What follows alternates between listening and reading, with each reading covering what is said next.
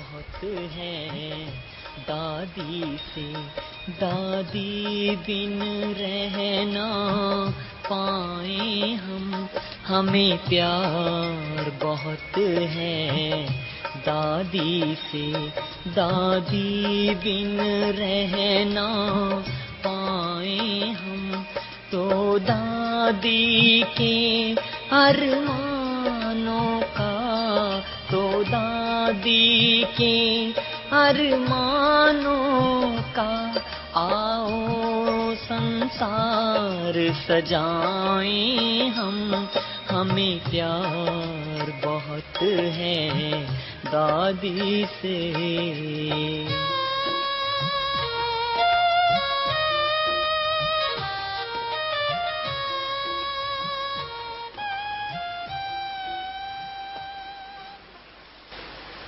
Om Shanti.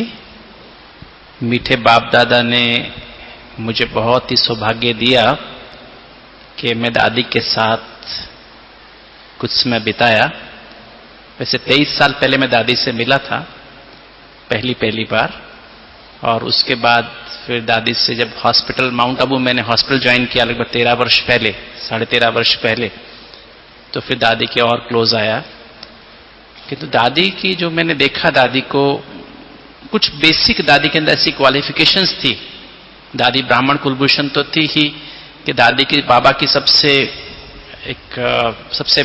Important महारथी के रूप में बाबा ने जिन्हें अपने हाथ द्वारा सारी विल पावर्स प्रदान कर दी, ऐसी दादी थी। तो दादी के अंदर कुछ बेसिक क्वालिफिकेशन जिससे कि हम सब ब्राह्मण भी देखें कि हम कहां तक उसमें उतरते हैं। दादी जैसे हमारे 4 नियम हैं, पक्के नियम हैं। जैसे दादी का अमृत वेला, मैं आपको ये जो मैं अनुभव आपको सुनाऊंगा, जो बेसिकली ताकि हमारा भी ब्राह्मण जीवन दादी जैसा बने, इस तरह से हम आपको इस बात को लेंगे कि दादी का अमृत वेला, जब से हमने दादी को देखा, अमृत वेले में कैसे भी करके दादी हमेशा होती थी, है ना। ऊपर माउंट आबू हिस्ट्री हॉल में, यहां पर भी समय पर दादी अमृत वेला जरूर, कभी भी मिस नहीं करते थे, है ना। मुरली से इतना प्यार था पूछो नहीं। और आखिरी समय तक भी दादी ने, जब भी दादी की तबीयत खराब होती, दादी को हम कहते दादी जी मुरली सुनेंगे, कभी दादी ने नहीं कहा कि मुरली नहीं सुने, हाँ मुरली सुनेंगे। तबीयत खराब भी हो, ड्रिप भी चल रही है, वेंटिलेटर भी लगा हुआ है, तो भी दादी को कहता दादी मुरली सुनेंगे, हाँ मुरली सुनेंगे। और उसमें बड़ी आंख खोल के अलर्ट होकर सुनने की कोशिश करते थे बहुत अच्छे से। तो मुरली से बहुत प्यार था दादी को, बहुत बहुत प्यार था। तो मुरली दादी रात को सोने से पहले पढ़ना, सुबह उठ के पढ़ना, और दिन में भी देखो, जब देखो दादी मुरली में ही खोए रहती थी। तो बाबा से और मुरली से बहुत प्यार। और तीसरा जो है दादी का अपना अटेंशन जो था सारा दिन, जब दादी से बात करो, कोई बात करो, बाबा बाबा बाबा। कोई बात हो, दादी आपने बहुत अच्छा भाषण किया, दादी आपने बहुत अच्छी प्रेरणाएं लोगों को दी, बाबा ने कराया, बाबा ने किया, मैंने कुछ नहीं किया। ऐसी दादी की स्थिति, सदा निमित्त भाव, है ना। जैसे दादी का स्लोगन भी आप पढ़ते हैं, जो दादी के अभी प्रकाश स्तंभ बनाया है, निमित्त भाव, निर्माण भाव और निर्मल वाणी। ये दादी के जीवन में प्रैक्टिकल थी, एकदम प्रैक्टिकल। किसी भी सभा में दादी जी आते थे, हमेशा हाथ जोड़ के, झुक करके, सबको बहुत बहुत प्यार से, ऐसे सबको फील होता दादी जैसे दादी सबको रिगार्ड दे रही है। कितनी बड़ी दादी थी, सबको रिगार्ड देती थी, सब छोटे से छोटे को और बड़े से बड़े को, सबको रिगार्ड देती थी। और फिर सोने का दादी का नियम भी दादी का पक्का था। जब हम दादी के साथ कभी कभी बैठते थे, 10 बजे दादी जी शाम को, रमणीक भी दादी बहुत थी, शाम को दादी बैठते थे। दादी रात को, दादी की अलग गीता पाठशाला चलती थी, कभी कभी मैं भी 1-2 बार गया उसमें। तो दादी उसमें मुरली, रात को सोने से पहले मुरली सुनते थे, मुरली सुनाते थे, है ना, या सुनते थे। और उसके बाद फिर दादी फिर कुछ गीत गाते थे, और भी कुछ भाई बहन गीत गाते थे। और उसके बाद जब जैसे 10 बजे ना, दादी कहते 10 बना बस, है ना। फिर 10 के बाद दादी फिर सबको बाबा के कमरे में ले जाते थे, और उसके बाद फिर दादी जी रेस्ट में चले जाते थे। तो दादी की अपने आप में एक जो रोल मॉडल जिसे कहते हैं ना, रोल मॉडल, वो दादी का मूर्त थी। फिर अगर हम मर्यादाओं में आए, पवित्रता, है ना, पवित्रता की मूर्त, ब्रह्मचारी और ब्रह्मचारी, एकदम जैसे प्योरिटी के वाइब्रेशंस दादी से ऐसे निकलते थे। पास में जाके बैठे, हाथ दादी का, मैं कई बार दादी का हाथ देखता था, हाथ में चेकअप के हिसाब से भी और दादी से हाथ भी मिलाते थे, ऐसे जैसे बाबा का हाथ कहते हैं ना, बाबा का हाथ बहुत मुलायम था, बहुत बहुत मुलायम था। दादी का हाथ भी जैसे एकदम ऐसे था जैसे कि बस, जैसे क्या बताऊं मैं, किस चीज से बना हो, है ना, एकदम ऐसे जैसे आप हाथ लगाएं तो ऐसे वाइब्रेशंस आ रहे हैं, है ना? और एकदम मुलायम, तो ऐसा मतलब एकदम पवित्रता की मूर्त, है ना, ऐसे दादी थी, ऐसे दादी होती थी। फिर शुद्ध अन्न का तो आप जानते ही हैं ब्राह्मणों का, तो दादी का एकदम प्रैक्टिकल धारणा मूर्त, एकदम 100%, किसी बात में भी, कभी भी कोई बात हो, कभी भी, चाहे एरोप्लेन में हो, चाहे कहीं भी हो, कहीं भी गए हो, जो अपना यज्ञ का भोजन बाबा की याद में, है ना, और मर्यादा पुरुषोत्तम, है ना, मैं बाद में आऊंगा मर्यादा पुरुषोत्तम की बात पर, किंतु पहले ये वाली बात। तीसरी बात सत्संग, मतलब वही मुरली की बात, आपको बाबा का, दादी को जब मर्जी कहो, दादी कहती बाबा से, दादी ऐसे बात करती जैसे सामने बाबा है, ऐसे बात करती। तो दादी को बाबा ऐसे नजर आता था जैसे सामने बाबा है। कोई बात हो दादी जैसे ऐसे पूछती थी बाबा से जैसे अभी सामने पूछ रही बाबा से। ऐसे हमने आज की मुरली सुनी, सिद्ध, संकल्प सिद्ध, बोल सिद्ध, कर्म सिद्ध, है ना, हर कर्म में सिद्धि, हर संकल्प में सिद्धि, हर बोल में सिद्धि। 2002 से जब से दादी की थोड़ी सी तबीयत खराब होनी शुरू हुई, थोड़ा सा दिमाग पे असर आया, थोड़ा सा नर्व्स पे असर आया, धीरे धीरे किडनी पे असर आना शुरू हुआ, डायबिटीज का और बातों का, तो दादी जी जब थोड़ा सा, तब भी दादी जो संकल्प देती थी क्लास में आके, लाख के प्रोग्राम करने हैं, है ना। पहली बार अहमदाबाद में जब प्रोग्राम की प्लानिंग हुई तो दादी ने क्लास में कहा कि 1 लाख का प्रोग्राम करना। तो सबको बड़ा लगा कि 1 लाख का प्रोग्राम कैसे होगा, पर दादी ने बोल दिया संकल्प से, तो ऐसे हो गया। अहमदाबाद में पहला प्रोग्राम हुआ, 1 लाख की बजाय 1.5 लाख आए। 1 लाख तो बहुत मुश्किल लग रहा था, 1 लाख कैसे आएंगे, 1 लाख कैसे इकट्ठा करेंगे, पूरे जोन में 1 लाख नहीं होते कई बार, तो हमने बाहर वालों को बुलाना था, इतना पैसा भी कहां से आएगा, कि दादी ने कहा और हो गया।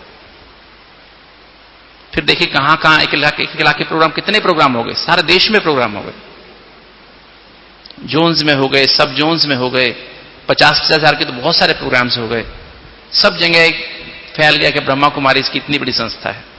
इवन विदेशों में हो गए, लंदन में हो गए, अमेरिका में हो गए, वहां लाख के नहीं हुए, किंतु छोटे हुए, किंतु उनके हिसाब से तो 5000 की संख्या भी लाख के बराबर होती है। इतने बड़े बड़े प्रोग्राम सारे देश विदेश में हो गए। फिर दादी जी ने दूसरा जो दादी ने संकल्प किया, गांव गांव की सेवा करो। एक बार मुख संकल्प निकला, दादी कहती थी, मैं जब सुबह सुबह स्नान पे जाती हैं, दादी को बाबा टच करता है संकल्प, और फिर दादी क्लास में आके बताती थी कि सारे गांव गांव की सेवा करो। वो लहर ऐसी फैली, पूरे हर गांव गांव में वो फैल गया। मतलब दादी ने जो संकल्प किया, जो बोला वो सिद्ध हो गया। वो उनकी पवित्रता की शक्ति, उनकी जो कर्मठता की शक्ति, वो देखने में सिद्ध, मतलब प्रत्यक्ष हमें दिखाई देती थी। बाबा जैसे, और मुरली से तो मैंने बताया आपको बहुत बहुत प्यार। ये 3 बातें, पवित्रता, शुद्ध अन्न और सत्संग, ये कितना दादी का पक्का था। जब देखो, जब भी अभी आखिरी दिनों में भी दादी को हम कहते, दादी आप क्या कर रहे हैं, बस बाबा को देखती थी। बाबा के फोटो लगे थे दादी कमरे में, तो बाबा को देखती रहती थी, बाबा की फोटो की तरफ इशारा करती थी, बाबा बाबा, बस ऐसे। तो चौथी बात, दैवी गुणों की धारणा। दादी सत्यता की मूर्त थी। दादी कहती थी मैंने कभी झूठ नहीं बोला है ना, अथॉरिटी से कहती थी, अपने सारे जीवन में झूठ नहीं बोला है कभी भी। सत्यता की मूर्त, पवित्रता की मूर्त, जैसे ऑलरेडी बात की। निर्भयता की मूर्त, किसी बात से, कितने बड़े बड़े यज्ञ में ऊपर नीचे होते थे भाई, कई बातें होती थी, मैं भी वहां बैठा होता था। कई बार सुबह सुबह दादी जी को चेक करने जाता था, दादी मुझे कहती मेरे पास ही बैठ जाओ। कभी दादी के साथ कोई भाई बहन मिलने आते थे, मैं उठता था वहां से, मेरी दादी कहती गुप्ता जी बैठे रहो, आप तो बैठे रहो। तो दादी के सामने कई सारी बातें आती थी, कई सारे केसेस आते थे, कई सारी खबरें आती थी, कई बार ब्रह्मा कुमारी के बारे में अखबारों में भी कोई बातें आती थी। तो दादी ऐसी निर्भयता की मूर्त थी, बहुत ही, कभी किसी बात से घबराई नहीं।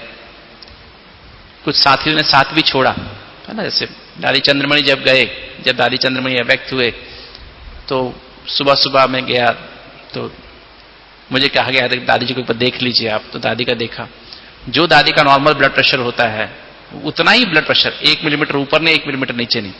जबकि दादी चंद्रमणि से इतना प्यार था दादी को, इतना अंग संग दादी इतना उनके साथ रहे।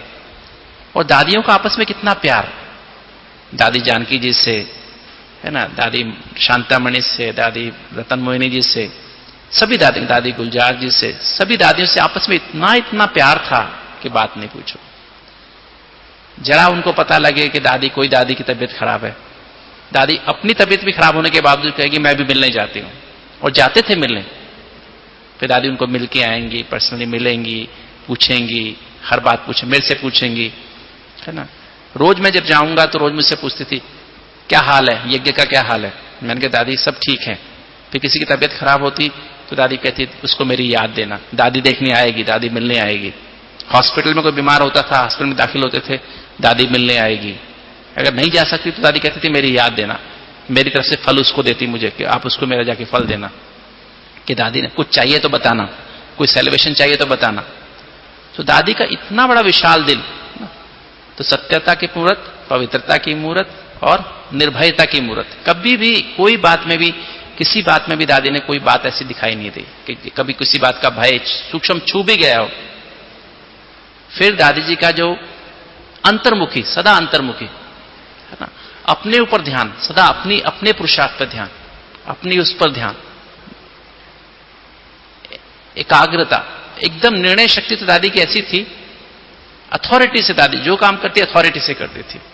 क्लास में कोई बात डिक्लेयर करती थी, अथॉरिटी, कोई बात हो, कोई चीज हो, एकदम अथॉरिटी से दादी डिक्लेयर करती। कोई बात दादी को कहनी हो, कोई चीज, कोई भी पूरी पांडवों की सभा में कोई बात कहनी हो तो अथॉरिटी से, और सब उसको मानते थे। ये एक खासियत थी कि सब उसको, दादी को हम सब मां के रूप में ही देखते थे। और सचमुच दादी ने इतना प्यार हमको दिया, कर्मों के द्वारा सिखलाया है। बोल के कम सिखलाया, कर्मों के द्वारा अधिक सिखलाया, प्यार के द्वारा अधिक सिखलाया। ऐसी भाषणा सबको देते थे कि जैसे कि बस दादी बैठी है ना। कभी दादी ये नहीं कहती, मैं नहीं कहती थी, कभी मैं नहीं कहती मैं ऐसा देख दूंगी, नहीं, दादी बैठी है, बाबा बैठा है। समझते हैं अगर कोई व्यक्ति जाती है, हाथ पैर स्टिफ हो जाते हैं तो क्या करे, और मुस्कुराता रहे, शरीर में तकलीफ हो मुस्कुराता, मुस्कुरा के। फिर दादी 2006 की मैं बातें बता रहा हूं, गए फिर लास्ट ईयर, फिर उनको लंग्स में बॉम्बे जाना, तो वेंटिलेटर बोल थी, किडनी कमजोर, मिलने आएगा, लगा मुस्कुरा भी दो सबको। ऐसा फिर मैं दादी